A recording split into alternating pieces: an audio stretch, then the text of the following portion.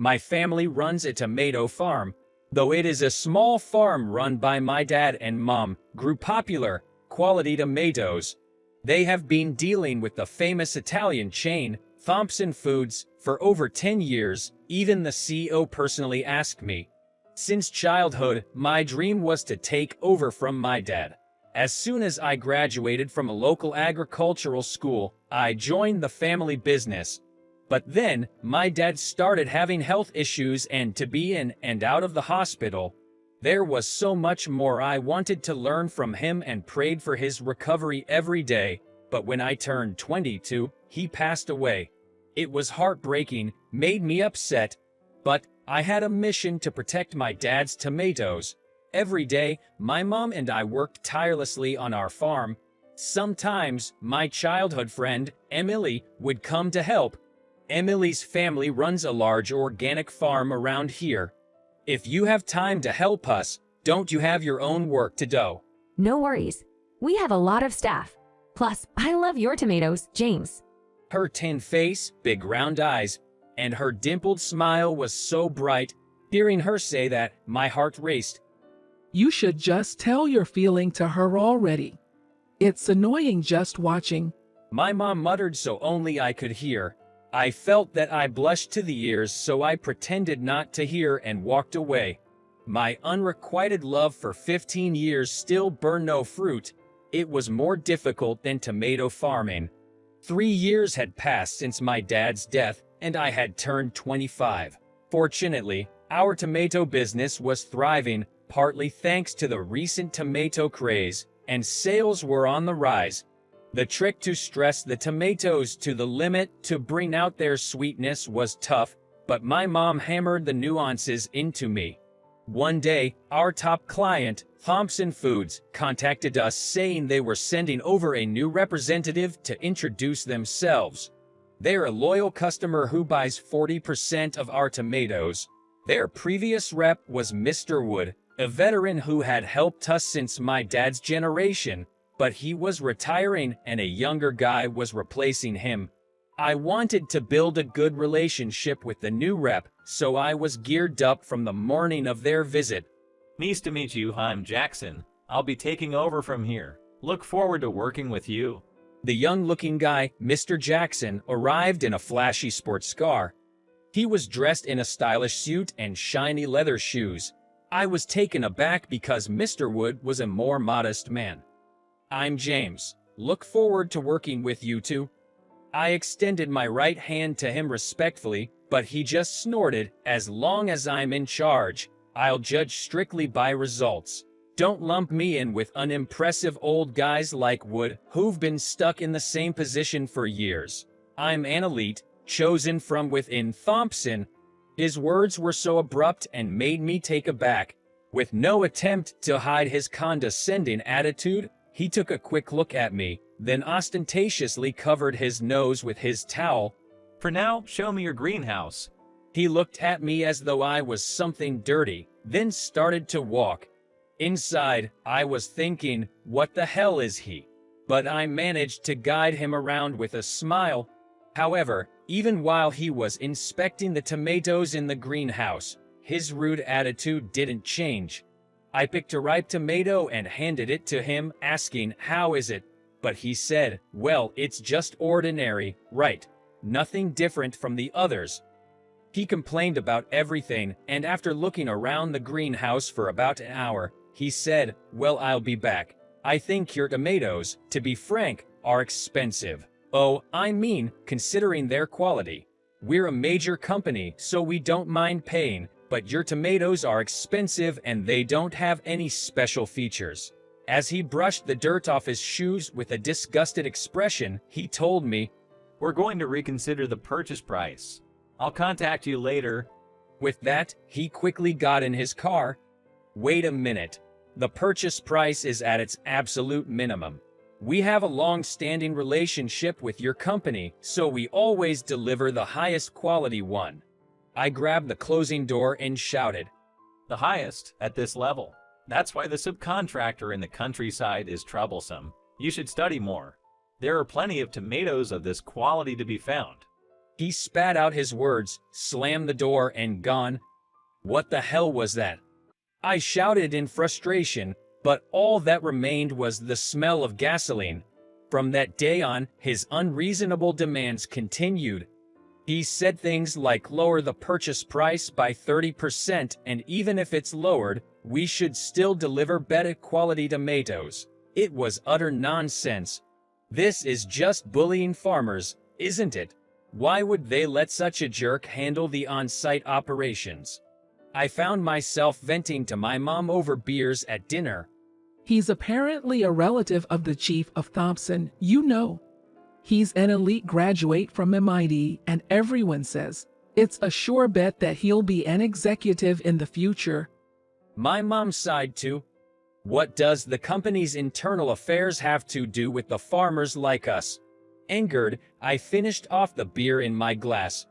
Didn't the CEO of Thompson used to be close with Dad, right? Didn't he come to buy our tomatoes directly? I asked my mom as I reminisced about the past. I think I met the CEO once when I was in elementary school. Oh yes, Thompson was a small company back then. And the CEO was deeply impressed by Dad's tomatoes and visited us many times. Is there no way to complain directly to the CEO about him? My mom shook her head with a smile. He's become a big shot who even appears on TV now. There's no way he remembers people like us from a small farm. As she said this, I nodded in agreement. But if things continued like this, our wholesale prices would be driven down. Yet, we can't afford to stop our dealings. Thompson Foods is a client we can't afford to lose. Mr. Jackson will come to discuss contract renewal tomorrow. What should I do? My words were met with a troubled expression from my mom. As expected, when he came the next day, he firmly insisted on a reduction in the purchase price. That's why I'm saying tomatoes at your level are a dime a dozen, don't you understand? We're doing business out of charity. You should be more aware of your status. His irritated voice echoed throughout the greenhouse. My mom and Emily, who were harvesting, looked over at us with worry. The one who would be troubled if our dealings stop is you, right? A tiny farm like yours should be grateful just to be able to trade with a big corporation like Thompson. So, from the next season, we'll need this price. Saying this, he slammed a new contract in front of me. Being called tiny got to me. I don't think our tomatoes are common goods. At the price listed here, we can't supply our tomatoes. What? He is glaring at me?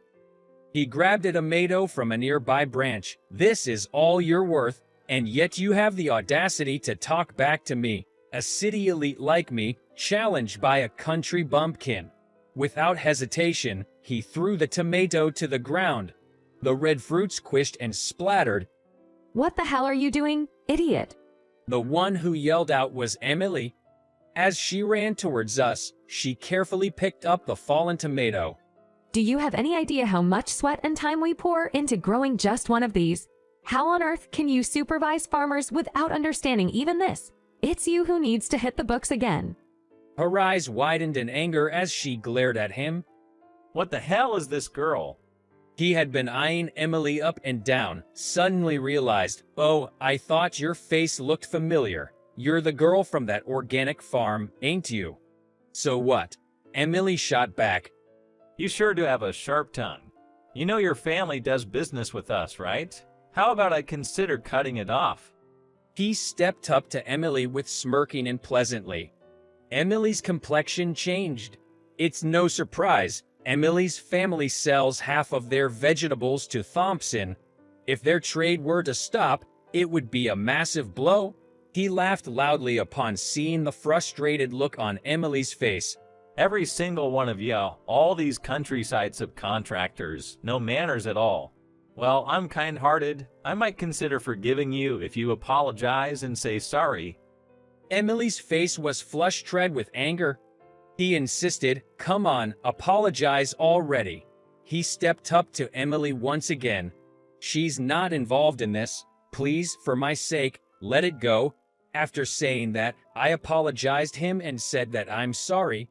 James, I could hear Emily's desperate voice, but I kept apologizing to him. Well, as long as you understand. Just make sure to sign these papers. I'll be back to collect them next week. I could hear his footsteps as he left the greenhouse, and I stood up. When she looked at me with a tearful face, she could only say, "I'm sorry." Before running away, my mom gave a gentle pat on my shoulder as I stood there blankly. You did well. Those words left me no option but to laugh. I was racking my brain over it all week, and I decided not to renew my contract with Thompson. I realized I couldn't deal with Mr. Jackson any longer. We may be just a small farm, but I do have my pride. Above all, I couldn't tolerate how he treated Emily. On the day of the contract renewal, as I was waiting for him to arrive, Emily brought an unfamiliar man. This is our representative, Mr. Daniel. After she introduced us, I greeted him with a "nice to meet you." He looks like the same age as me. Unlike Mr. Jackson, he was a friendly-looking man with a calm smile. This is not our first time meeting, don't you remember? With a smile, Mr. Daniel asked, and I stared at his face. Have we met somewhere before? Just as I asked, we heard the loud engine sound, and Mr. Jackson's car pulled up. Daniel, what are you doing here? Mr. Jackson came out from the car, acting superior even towards Mr. Daniel. I've invited someone here today. I thought you should meet him too. Someone. Yes, oh, it seems he's arrived. Just as Mr. Daniel said so, a luxurious black car pulled up and stopped right in front of us. The one who came out was the CEO of Thompson, whom I had seen several times on TV. The CEO? The first to shout in surprise was Mr. Jackson. The CEO glanced at Mr. Jackson and then stopped in front of me without saying anything. It's been a long time, hasn't it, James? 15 years, I guess. I'm deeply sorry I couldn't make it to your father's funeral. He said so and apologized. I had no idea what was going on. I've heard the entire story. It's embarrassing that such an employee is in our company. It's all my fault. Please forgive me. As he continued to apologize, I was even more panicked. However, Mr. Jackson was even more panicked than me. He is standing still, his face pale as a ghost. Jackson. His loud voice made Mr. Jackson jump like a startled grasshopper. So, you've been making fun of our valued farmers here and there? No, not at all. I've not made fun of anyone. He frantically made excuses, and Emily shouted, "You have." Who made James apologize in front of us. His face turned even paler as he looked at Emily. I'm ashamed that I didn't know. It seems that everyone was turning a blind eye to what you were doing because you're the chief's relative. This is a collective responsibility of the chief as well. At his words, Mr. Jackson's face turned ghost white. This is exactly what you call blood draining from the face. I was just trying to benefit the company. Silence, said with a stern voice. Mr. Jackson went silent.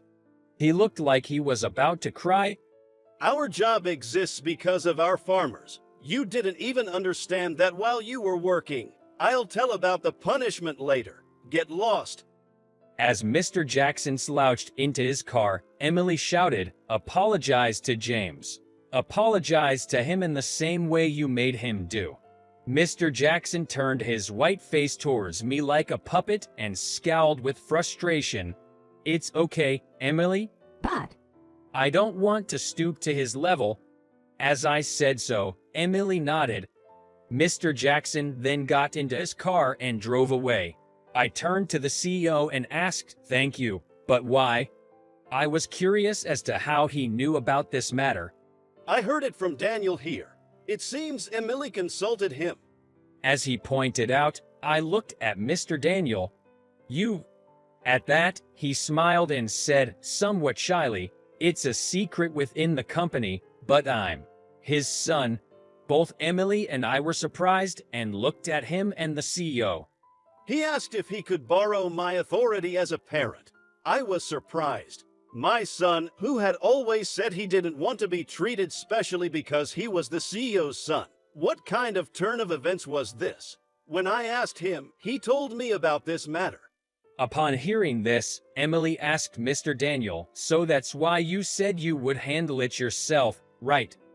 He nodded and said, "James, you might not remember, but when I was in elementary school, I came here with my dad once. We had a lengthy conversation at that time." He said so, I exclaimed, "Bo." It was in the 6th grade. There was a time I had taken out a bird-looking kid who was stuck in a conversation between two adults. "You're the kid from that time." He confirmed my words with a nod. Back then, you, even at 12 years old, confidently declared your dream to produce tomatoes even better and tastier than your father's. I was moved hearing that. I thought it was amazing for a child to have such a clear vision of what he wants to do in the future. Recalling that conversation, I remembered what else was said. That time, he had told me, "I will come to buy those tomatoes." I'm afraid I'm still not capable of purchasing your tomatoes with my own earnings, but I will fulfill this promise one day. Would you wait for me until then? Saying that, he extended his right hand to me. I nodded and firmly grasped his hand. In the meantime, make sure you propose to Emily, okay? She's been waiting for you. He whispered me and smiled. At that moment, I felt my face turn red like a tomato. What's wrong, James? Your face looks like a tomato. Hearing Emily's puzzled voice made me blush even more. The chuckles of the president and Mr. Daniel only added to my embarrassment. Afterward, the contract was renewed under new conditions, and it seems like my first love is finally about to bear fruit.